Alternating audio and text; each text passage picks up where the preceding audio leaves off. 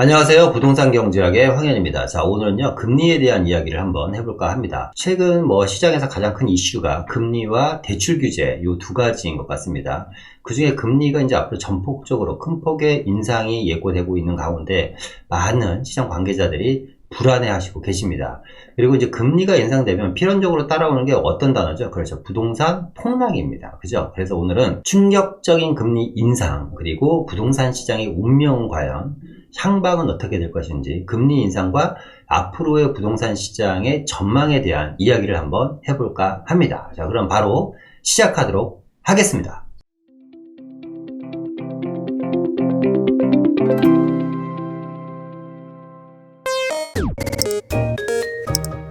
자, 일단 뉴스를 한번 보겠습니다. 뉴스를 보니까 이런 내용이 나오냐. 연내 대출금리 6%까지. 엄청나게 저금리가 엊그저께 같은데 이제 6%까지 금리가 오른다고 합니다. 순죽인 영끌과 빚을 통해서 투자하는 사람들, 빚투족이라고 하죠. 이분들이 지금 불안에 떨고 있다, 이런 뉴스인 것 같아요.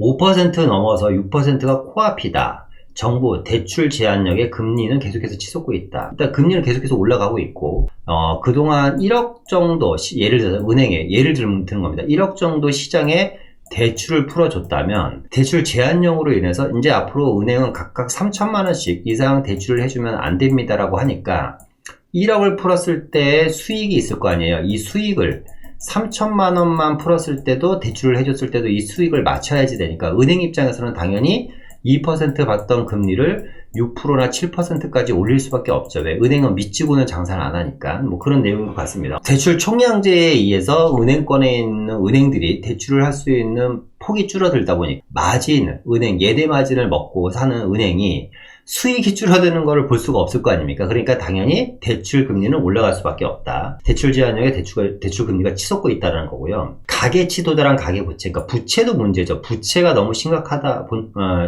보니까 이제 대출 규제를 통해서 어떻게든지 부채를 좀 막아보려고 하는 거고, 더 이상 추가적인 대출을 안 해주려고 하는 것도 정부의 의지이면서도 부동산 가격을 같이 한번 잡아보겠다고 하는 것도 정부의 의지인데, 어쨌거나 그럼으로 인해서 한 번도 경험하지 못한 건 아니죠. 과거에 10%가 넘는 금리도 있었는데, 어쨌거나 최근 5, 6년 동안 한 번도 경험하지 못한 금리 인상 시장으로 돌아가고 있다라는 겁니다. 그러니까 금리 인상과 자산 가격 조정이 이제 만약에 맞물리게 된다고 하면 시장에는 큰 여파가 오겠죠. 자, 전세대출도요. 전세대출이 4%의 금리라고 합니다. 전세대출 같은 경우는 1에서 2% 정도의 금리였는데 4%, 주담대도 한 2에서 3% 정도의 금리였는데 5%까지. 아까 얘기한 6%가 코앞이라고 하잖아요. 그러니까 5%를 넘어서 6%까지 갈 것 같습니다. 자고 나면 뛰는 겁니다. 그러니까 금리가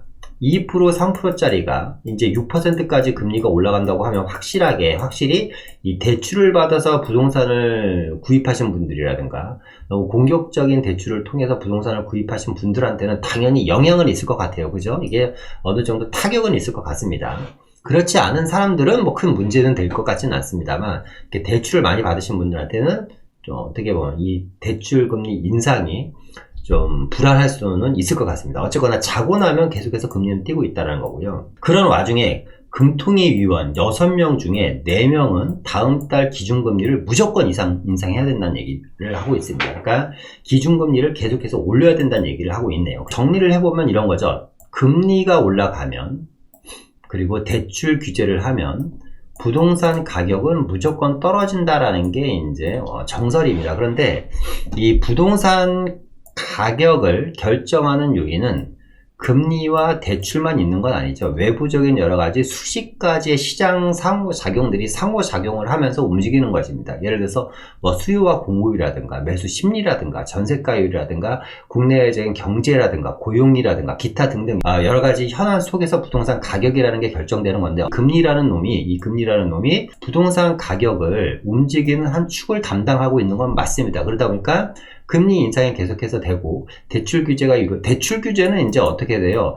매수를 축소하게 되겠죠. 매수자에 대한 심리적인 압박을 줍니다. 금리도 매수자에 대한 심리적인 압박을 주다 보니까 어쨌거나 매수자들 같은 경우는 주춤할 수밖에 없고 시장에 진입을 하기는 상당히 힘들지 않을까. 근데 이 매수사라는 게 지금 현재 상황에서 이 매수를 생각하시는 분들은 거의 대부분 99%가요. 실수요입니다. 그러니까 이 좀 답답하거나 가슴 아픈 거는 뭐냐면 이 실수요자들이 사실상 무주택 실수요자잖아요. 이 무주택 실수요자들이 사실상 제일 큰 피해를 보고 있지 않나. 그러니까 진작에 좀 요런 게 금리가 낮았을 때, 대출 규제를 좀 잘 해줬을 때 집을 샀으면 어땠을까라는 아쉬움은 남습니다. 자, 계속해서 보도록 하겠습니다. 첫 번째 내용은요, 6억 이하 아파트 가격이 폭등을 한다는 얘기입니다.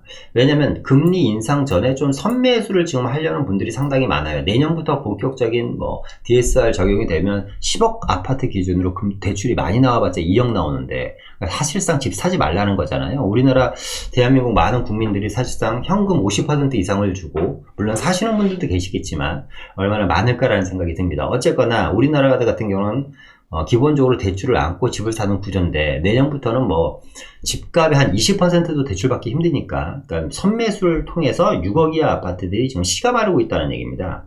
자, 뉴스를 계속해서 보면 6억 이하 아파트 서울시 씨 마른다. 그죠? 이게 어떻게 보면 이거는 대출 규제와 금리 인상으로 인한 새로운, 또 우리가 항상 얘기하는 5년째 얘기하고는 뭐예요? 풍선 효과가 이제 6억 이하 아파트에서 나오고 있는 거죠. 서울에서 6억 아래 아파트 매물이 이제 잠기고 있다. 대출과 세금 증세에 의한 풍선 효과로 인해서 대표적인 데가 이제 성동구, 광진, 송파 이런데, 노원 이런 지역이 매물이 기하급수적으로 지금 실종이 되고 있다는 얘기입니다. 6억 이하 아파트 거래 급증, 이런 뉴스가 계속 나오네요. 6억 이하 아파트 매물 사라지고 대출 규제로 인한 풍선 효과가 계속해서 이어지고 있다. 어쨌거나 첫 번째 내용은 뭐냐면 6억 이하 아파트가 사라지고 있고 가격이 폭등을 하고 있다는 겁니다. 자, 6억 이하 아파트 보니까요, 올해 46%가 줄어들었대요. 전체의 11%만 남았습니다. 올 초입니다. 올 초만 하더라도 반토막이 난 거예요. 그러니까 5년 전, 6년 전으로 되돌아가면 더 큰 건데요. 2021년 올 초만 보더라도요, 25만 9,785 세대에 있던 서울에 있는 6억 이하 아파트 숫자가 10월 말에 13만이니까 거의 반토막 난 거잖아요. 50%가 줄어들었다는 겁니다.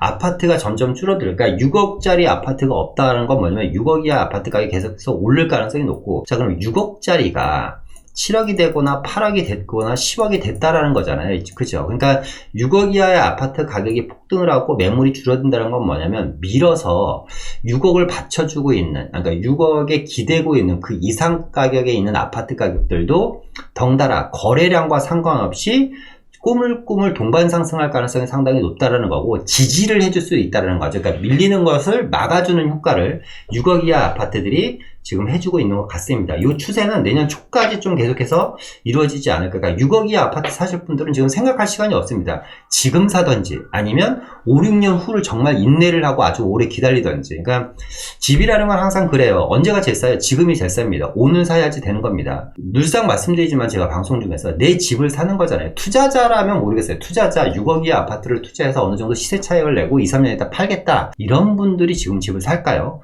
만약에 그런 마음으로 집을 사시는 분들이 있다면 저는 결사 반대입니다. 지금 6억 이하 아파트를 투자 목적으로 사서 2, 3년, 3, 4년 있다 시세 차익 내고 팔겠다?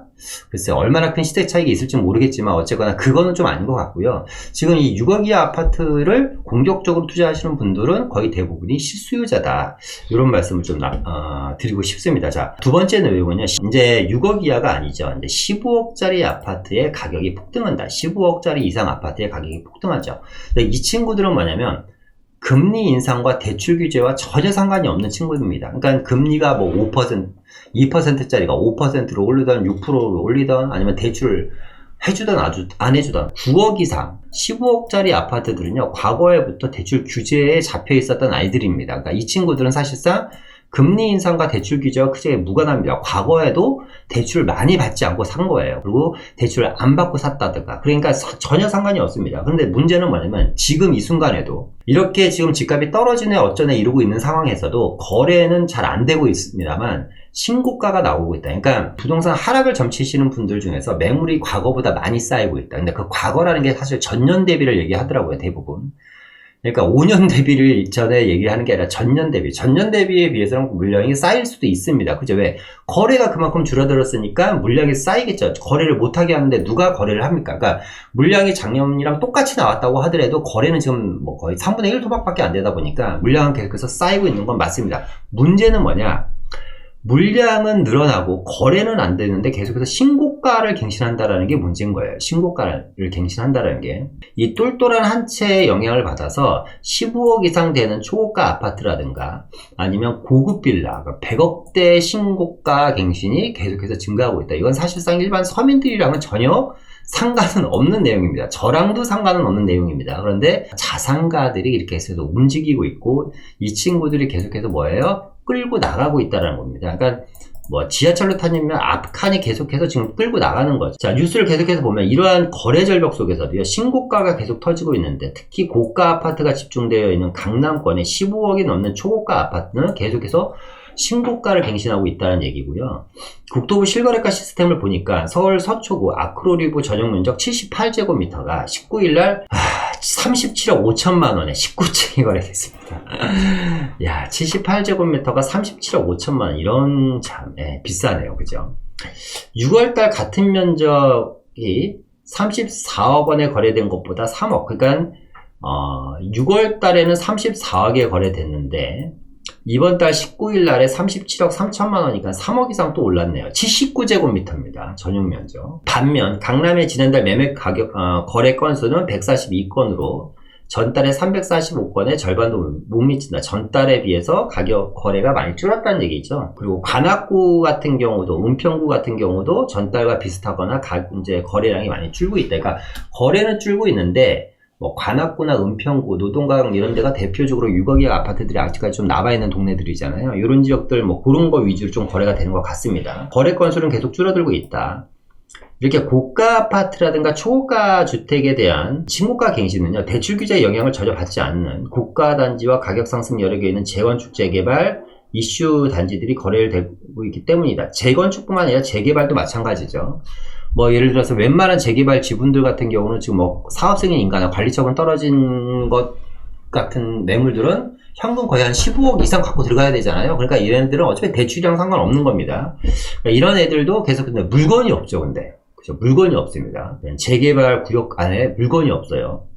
참 아이러니하죠. 진짜 거래는 안 되는데 물건도 없고 가격은 계속해서 부르는 게 호가고, 초고가 강남이라든가 재개발 재건축 단지 위주로 계속해서 신고가 갱신이 이루어지고 있고, 뭐 강남권에서는 아크로 리버 위에도 송파구의 잠실 엘스도 84제곱미터가 27억에 신고가 갱신을 했다라는 겁니다. 그리고 반포비도 1차도 같은 날 또 신고가 갱신을 했다라는 내용이네요. 15억 이상 되는 아파트는 전혀, 고가 아파트들은 전혀 이 대출 규제와 상관없이 물론 거래는 안 되고 있습니다만 신고가 갱신을 계속해서 이어나가고 있고, 재미로 한번 볼까요? 최고가 경신 중인 50억 이상 초고가 아파트 파크로 한남이 268제곱미터가 108억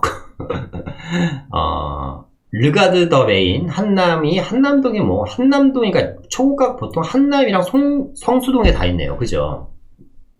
그러니까 이게 부의 축이 이제 이런 식으로 움직일 수도 있습니다. 이제 그러니까 강남 같은 경우는 정말 부자들, 초부자들, 쉽게 얘기하면 절대 부자들은 향후에 성수동이라든가 한남동에 모일 가능성이 상당히 높다.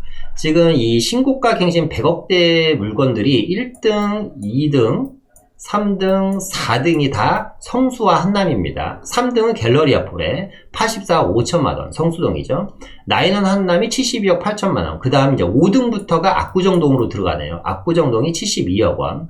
또 6등이 한남동이네요. 한남동이 68억 원. 그리고 7등이 반포네요. 그러니까 압구정, 반포, 한남, 성수동인데 앞서 말씀드렸던 것처럼 대한민국 상위 정말 5% 되는 분들은 거의 다 향후에 성수동과 한남동 쪽에 다 자리를 잡지 않을까라는 생각이 듭니다. 그래서 성수동과 한남동이 핫하고 뜨거운 겁니다. 여기 여러분.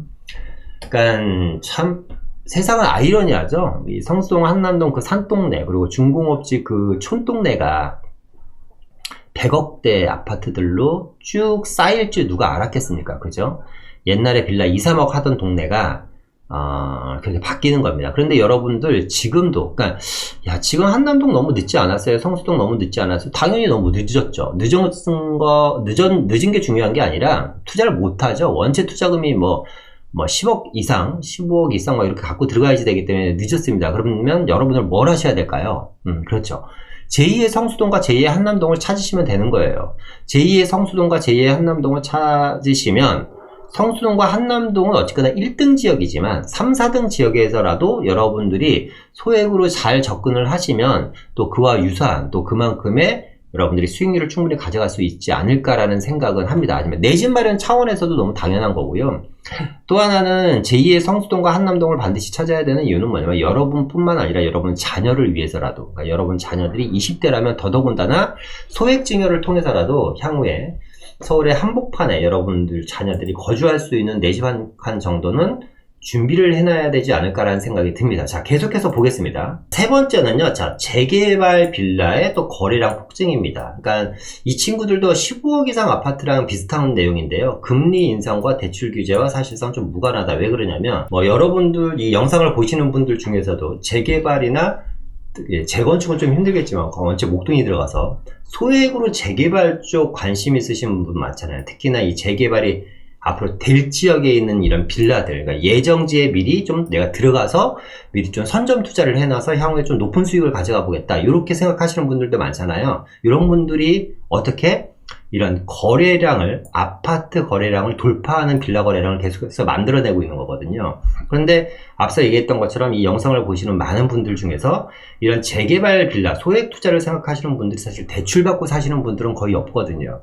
여유자금 갖고 갭 투자를 하는 거기 때문에 지금 이 친구들도 사실상 금리 인상이라든가 대출 규제와는 크게 상관은 없다. 앞서 얘기했던 것처럼 철저하게 지금 실수요자들이에요. 내 집 마련을 생각하고 있는 실수요자들, 1주택자라든가 아니면 지금 전세를 살고 있는데 전세 기간이 만기돼서 내 집을 살려고 하시는 분들은 전세 가격은 많이 올라가고 내 집으로 가려고 하는데 대출은 안 해주고 이러다 보니까 이런 분들이 진퇴양난인 겁니다. 그러니까 이런 시장에서 이런 투자 시장은 아직까지는 사실상 대출과 규제, 대출 규제라든가 금리에는 영향은 있지는 않다. 물론 시장 전체에는 영향을 있겠습니다만 종목으로 따져 들어가면 좀 다른 양상을 보이고 있다는 겁니다. 어쨌거나 오세훈표 재개발 관심이 높아지고 있죠. 그러면서 요즘 강남권에서도 오세훈표 재개발을 하겠다고, 강남권은 재건축인데 오세훈표 재개발에 강남권에서도 관심이 많다고 하면 오세훈의 민간 재개발이 이제 관심을 끌면서도 10월달도 서울의 빌라 거래량이 아파트 거래량을 추월했습니다. 제 영상을 꾸준히 보신 분들은 아실 거예요. 제가 올 초에 1월달과 작년 12월달에 뭐라 그랬죠?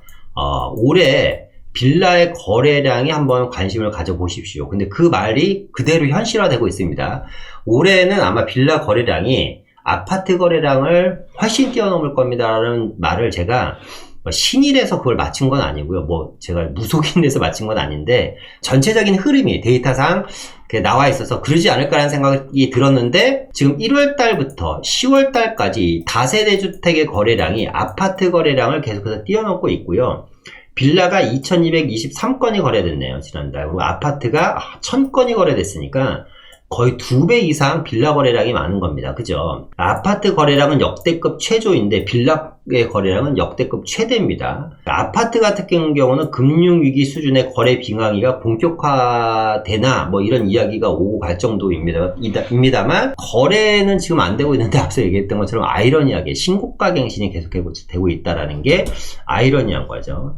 그래서 서울 빌라와 아파트 거래량 추이를 보니까 빌라는 계속해서 올랐다 떨어졌다 올랐다는 하지만 어쨌거나 이 아래쪽에 있는 아파트 거래량보다는 계속해서 선방을 하고 있다. 이게 뭐냐면 이제 투자자 시장이라서 그래요. 여기가 물론 실거주자들도 있지만 빌라 사시는 분들을 보니까 한 8대2 정도, 한 80% 이상이 재개발 같은 것을 노리고 소액 투자라든가 아니면 재개발 지분을 사시는 분들이 80% 정도, 20% 정도가 실수요인 것 같아요. 실수요자들. 서울시에 이제 12월 달에만 되면요. 12월 달만 되더라도 여러분, 그러니까 이게 시간이 없는 거예요, 여러분들. 그러니까 점점 투자할 시간이 점점 줄어들고 있습니다. 올 12월 달 되면 어떤 일이 벌어지냐면 서울시에 민간 재개발만 하더라도 한 25개 구역이 지정이 되죠. 25개 구역이 지정이 됩니다. 12월 달에.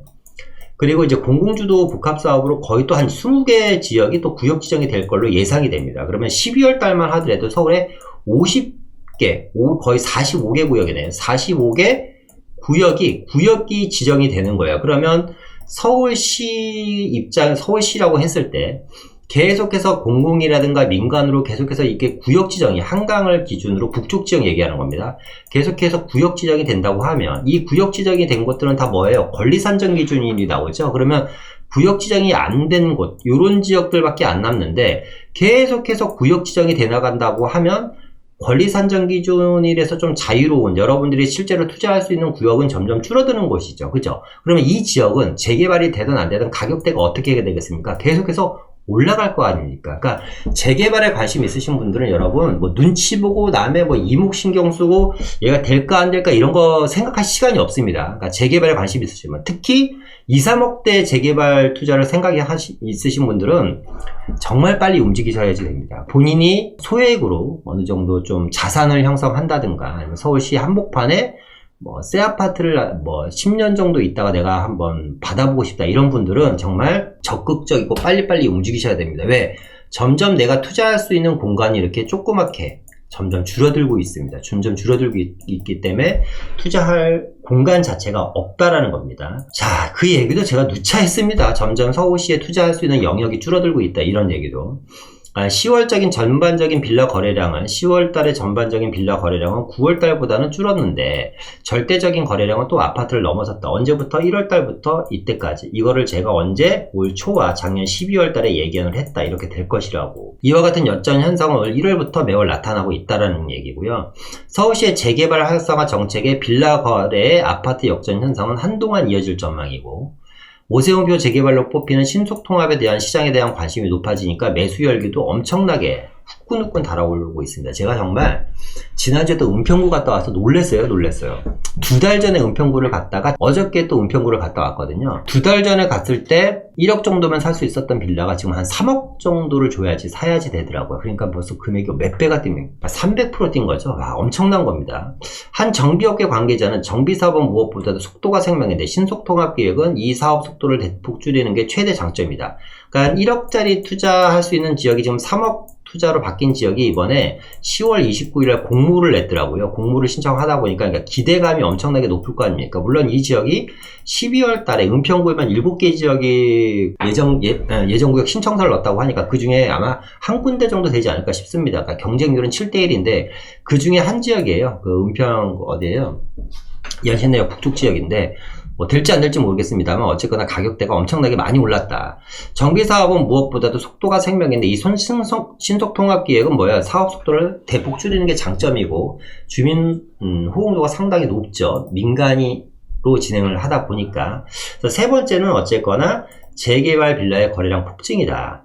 자, 네 번째는 뭐냐면 전세시장이죠. 전세시장입니다. 자, 전세대출 규제와 금리 인상으로 인해서 임대차 시장이 지금 이제 엄청나게 불안하죠. 임대차 시장뿐만 아니라 사실상 향후에 분양시장도 여기 빠져있는데 분양시장도 상당히 불안합니다. 자, 한번 보겠습니다. 전세대출 규제와 금리 인상으로 인해서 임대차 시장 같은 경우는 임차인은 이제 전세 가격이 내년 이제 계약갱신 청구권이 끝나면 엄청나게 많은 임차인들이 시장에 쏟아져 나올 텐데 전세 가격은 2배에서 3배가 뛰었습니다. 2억짜리가 4억이나 6억 정도가 되어 있는 거예요.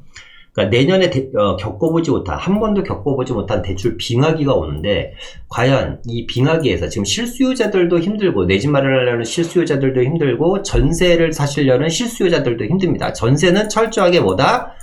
실수요 시장이죠. 실수요 시장. 뭐 전세에 거품은 없잖아요. 실수요 시장이고 전세는 사용 가치에 의한 가격이 결정되기 때문에 전세 가격에는 거품이 없는 겁니다. 실수요 시장이고 사용 가치에 의해서 가격이 결정되는 겁니다. 근데 여기도 전세자금 대출도 뭐예요? 규제를 하겠다라는 거죠. 전세자금 금리도 계속해서 지금 올라가고 있다 보니까 임차인들은 계속해서 좀 불안하다. 특히 내년부터는 분할 상한이 이제 확대가 된답니다. 야, 그러면 이제 전세자금 그럴 거면 내가 왜 전세를 살까? 이런 고민을 하시는 분들도 많을 거예요. 아니 분할 상한이 내가 전세금 근데 이거는 전 좀 이해가 안 되는데 전세금 뛸 일은 없잖아요. 전세금은 어쨌거나 은행에서 집주인한테 줬다가 이 사람이 나갈 때 은행에서 그대로 받는 건데 이 분할 상환을 하는 이유는 딱 하나겠죠. 전세 살지 말라. 이런 것 같습니다. 그러면 전세 살지 못하니까 월세로 이제 넘어가는 사람들이 많아질 거고, 월세로 넘어간다라는 건 뭐예요?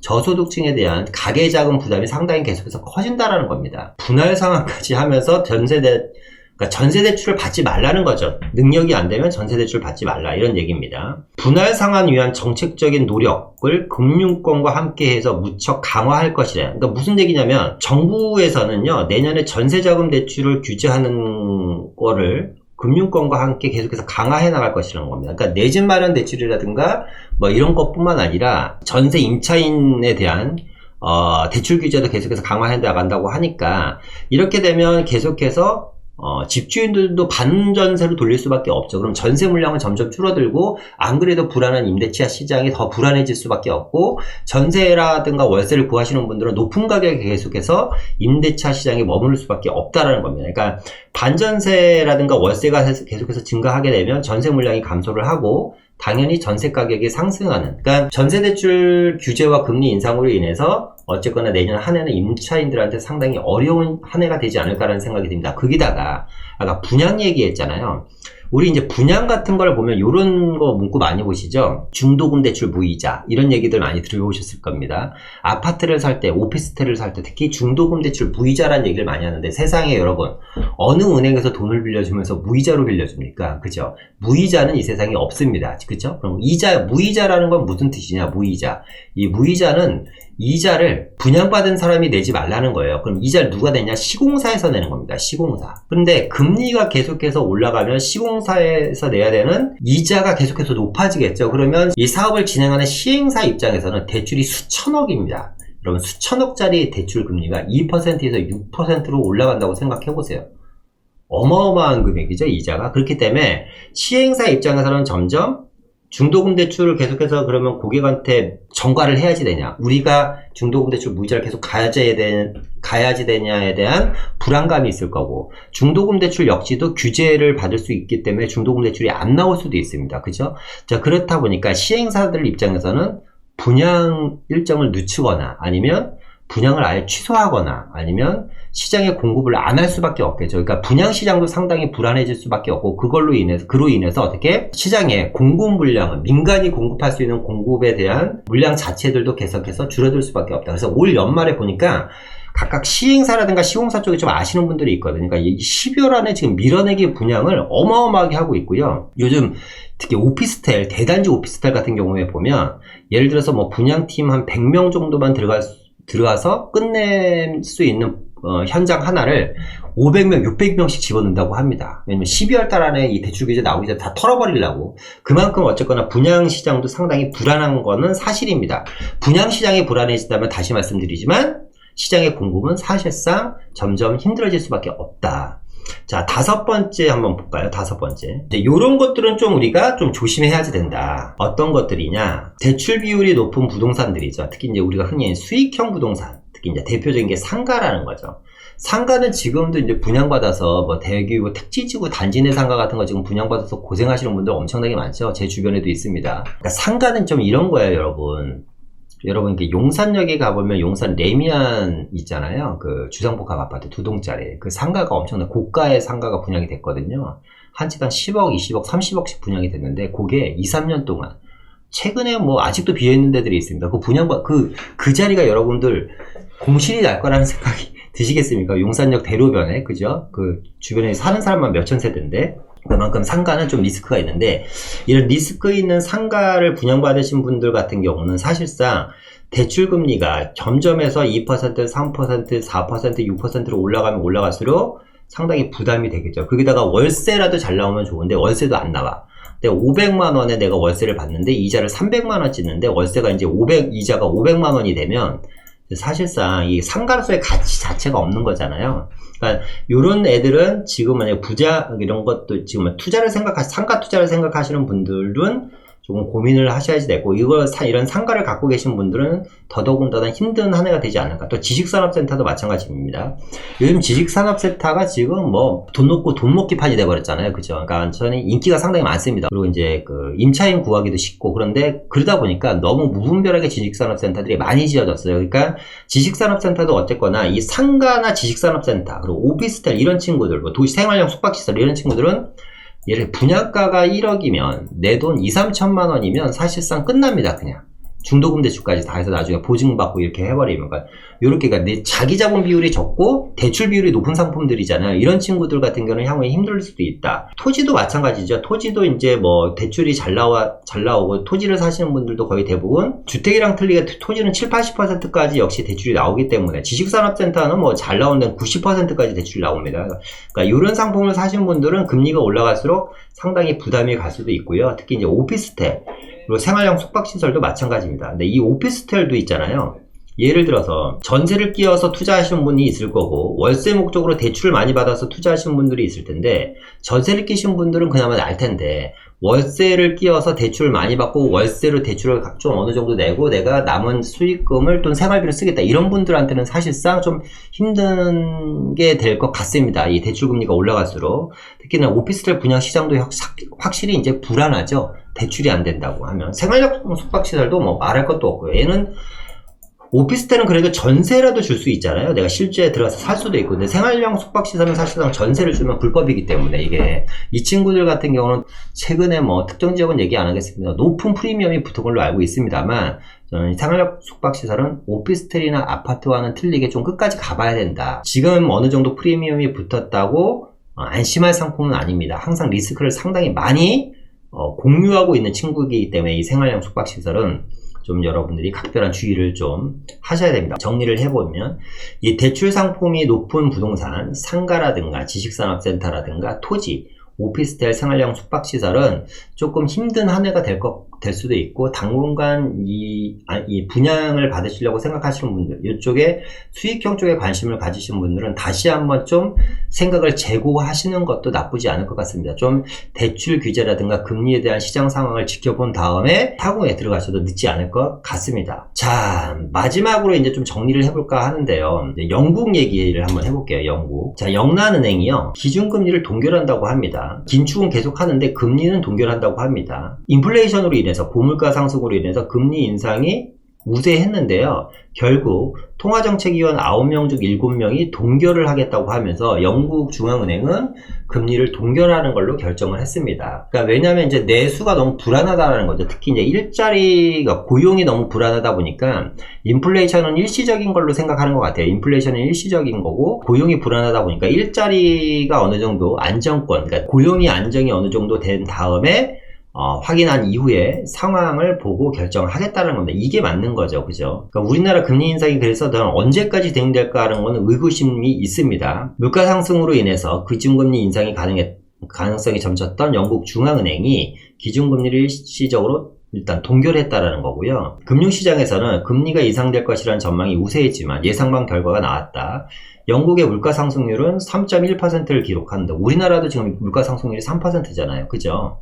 그런데 지금 내년에는 3% 물가가 지금 5%까지 올라갈 걸로 예상이 됩니다. 그러니까 참 서민들한테는 참 이중고입니다. 이 물가는 계속해서 올라가고 금리도 높아지고 대출은 안 되고, 특히 이제 거주 비용은 올라가고 월급은 계속해서 뭐 동결이고, 진짜 점점 시간이 갈수록 힘든 한 해가 될 것 같아요. 영국은 9월에 3.1%를 기록하는 등 영란은행 목표치인 2% 이상의 물가가 크게 오르면서 내년 4월까지 약 5%까지 물가가 오를 것으로 예상이 한다. 그런데 그 이후에 좀 안정될 걸로 예상이 하기 때문에, 그러니까 내년 4월까지는 그러면 결론적으로는 금리는 안 올릴 것 같습니다. 4월 이후에 추가적인 상황을 보고 고용에 대한 데이터를 보면서 영국은 좀 움직일 것 같다라는 내용이 있네요. 영국은 금리를 좀 동결하겠다라는 내용이고요.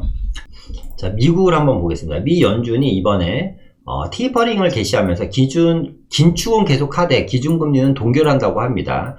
그러니까 이제 150억 달러 채권 매입 이건 뭐 이미 다 결정이 된 거고요. 채권 매입 축소는 내년 7월까지는 이제 그 자산 매입을 축소하면서, 그러니까 시장에 자금을 잠궈놓겠다는 얘기입니다. 그런데 중요한 거는 기준금리는 제로 수준으로 계속해서 동결하겠다. 그러니까 미국도 이렇게 보는 것 같아요. 인플레이션은 일시적인 걸로 지금 생각을 하고 있는 거고, 인플레이션은 내년 정도에 끝날 거로 생각을 하고, 미국도 마찬가지로 제일 중요한 건 뭐예요? 고용이라고 합니다. 고용.